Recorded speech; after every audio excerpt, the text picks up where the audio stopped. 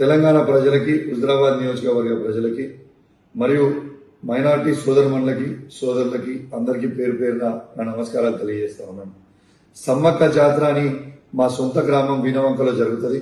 ఆ జాతరలో మొక్కులు చెల్లించుకోవడానికి నేను, నా సతీమణి, నా బిడ్డ మరియు మా దళిత మహిళా సర్పంచ్ గారు మొక్కులు చెల్లించుకోవడానికి పోవడం జరిగింది. ఆడ మేము మొక్కులు చెల్లించుకున్న సందర్భంలో రేవంత్ రెడ్డి గారి ఆదేశాలతోని ఈడ ఉన్న మా జిల్లాలో ఉన్న సిపి గారు మరియు హుజరాబాద్ లో ఉన్న ఏసీపీ గారు, జమ్మికుంట రూరల్ సిఐ గారు ఏ విధంగా మమ్మల్ని అవమానపరిచిండ్రో, ఏ విధంగా గద్దెల మీద నుంచి ఈడ్చుకపోయారో మీ అందరూ కూడా చూసారు. ఆ ఫ్రస్ట్రేషన్ లో నేను సిపి గారిని ఒక మాట అనడం జరిగింది. కానీ నేను ఏ కులాన్నో ఏ మతాన్నో కించపరచడానికో నేను అట్లాంటి స్టేట్మెంట్ చేయలేదు. నా ఉద్దేశము అది కాదని కూడా మీ అందరికి కూడా తెలియజేస్తా ఉన్నాను. ఇలా ఒక్కసారి ఆలోచన చేయండి. ఆ ఫ్రస్ట్రేషన్ లో, ఆ ప్రెషర్ లో, ఆ టార్చర్ లో నేను ఒక మాట స్లిప్ అయితే కావచ్చు.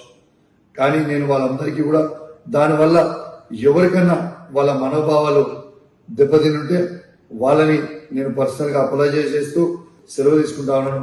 జై తెలంగాణ, జై కేసీఆర్.